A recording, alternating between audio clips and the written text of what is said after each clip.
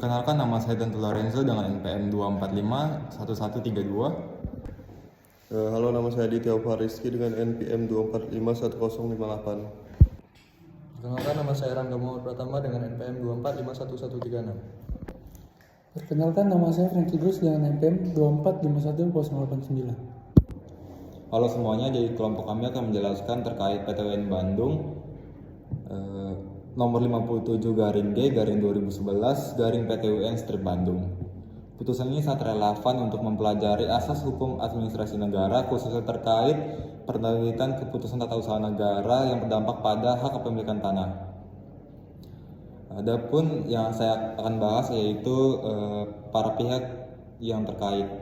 Jadi pertama ada penggugat atas nama Ali Satrio Wibowo bin Anatyo Sujono yang berprofesi sebagai wira swasta, beralamat di Jalan Bahagia Permain 4 nomor 32 Kelurahan Manggasari, Kecamatan Buah Batu, Kota Bandung. Diwakili oleh kuasa hukumnya yaitu Frans Wilson Simamora SH dan F. Alfared SH berdasarkan surat kuasa khusus tertanggal 27 Mei 2011.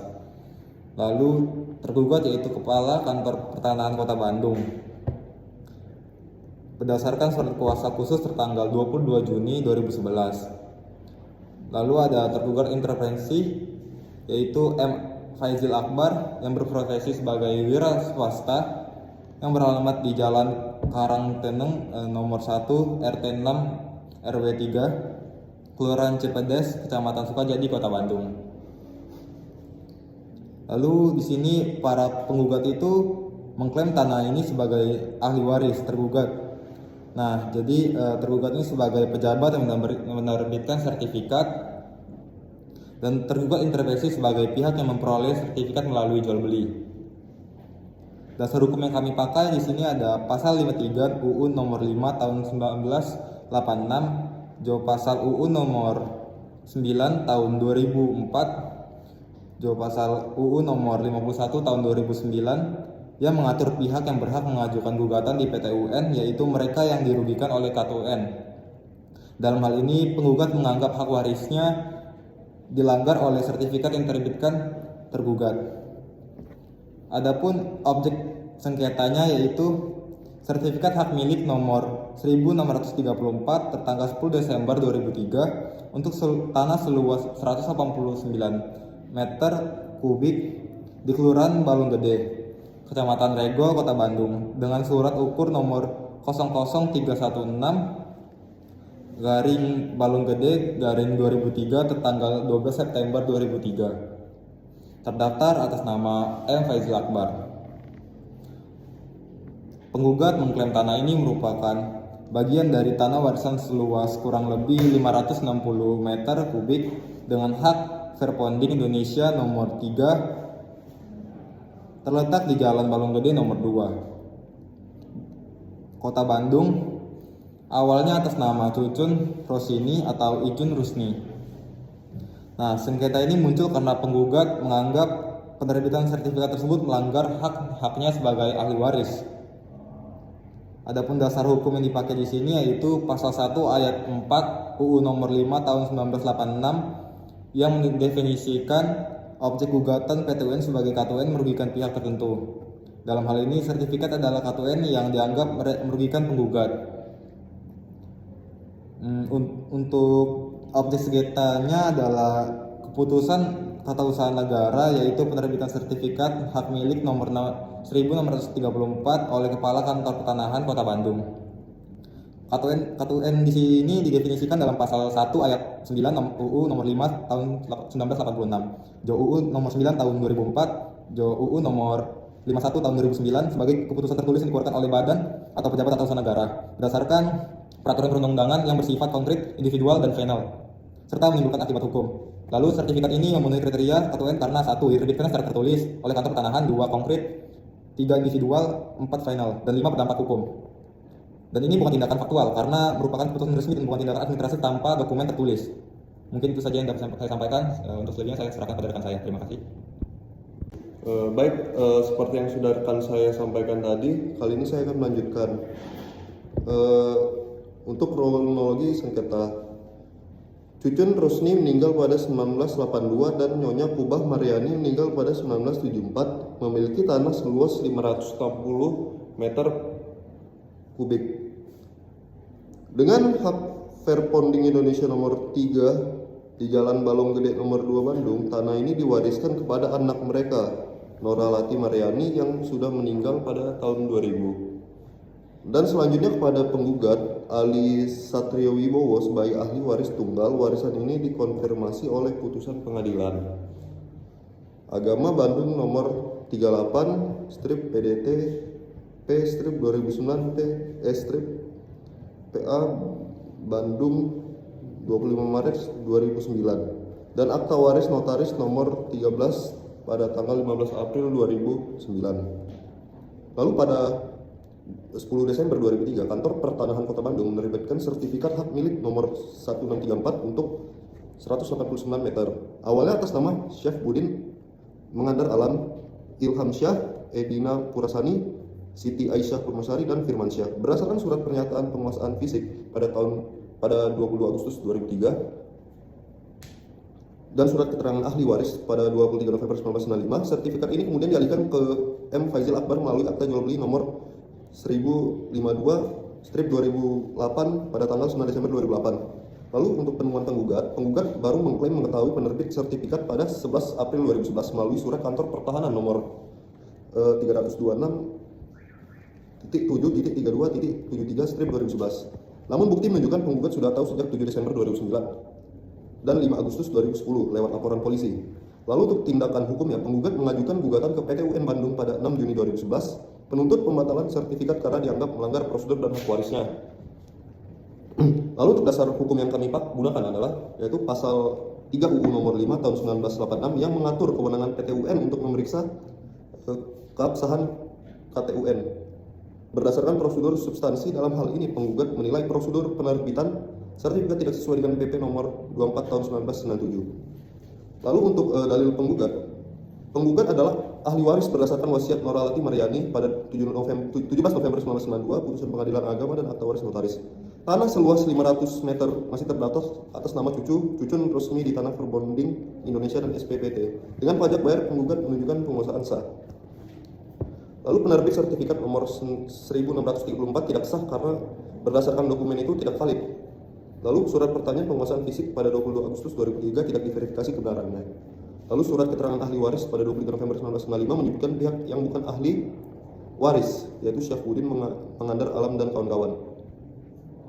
Tergugat melanggar pasal 42 PP nomor 24 tahun 1997 yang mewajibkan verifikasi keabsahan dokumen sebelum penerbitan sertifikat.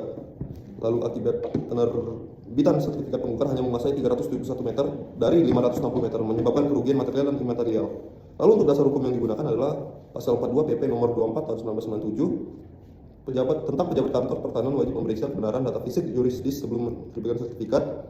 Lalu ada pasal 3 ayat 1 UU nomor 5 tahun 1986 tentang PT UN berwenang memeriksa pelanggaran prosedur dalam penerbitan KTUN. Lalu ada catatan penyampaiannya.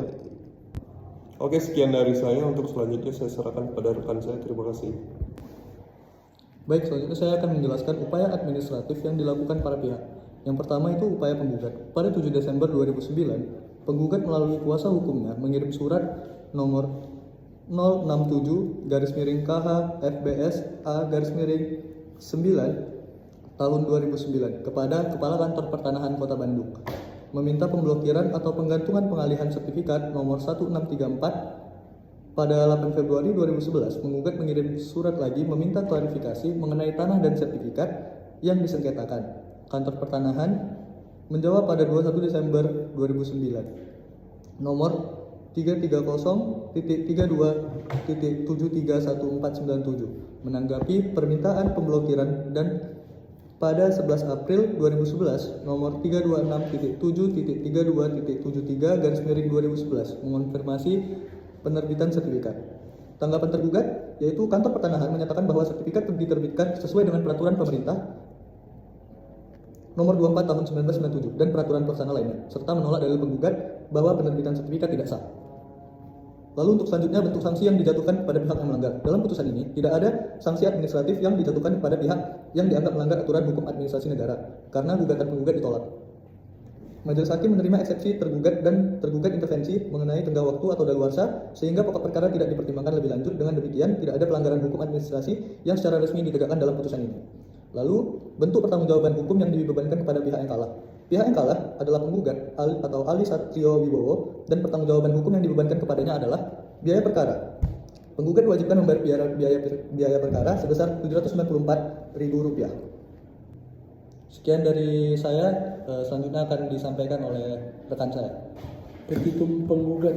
Jadi di sini petitum penggugat dari ada dua bagian, yaitu dalam penundanya di mana memerintahkan tergugat untuk menunda pelaksanaan dan tindakan administratif lebih lanjut dari sertifikat hak milik nomor 1634 tanggal 10 Desember 2003 Kelurahan Bagalo Gede, Kecamatan Regol, Kota Bandung, surat ukur nomor 316 Bagalode 2001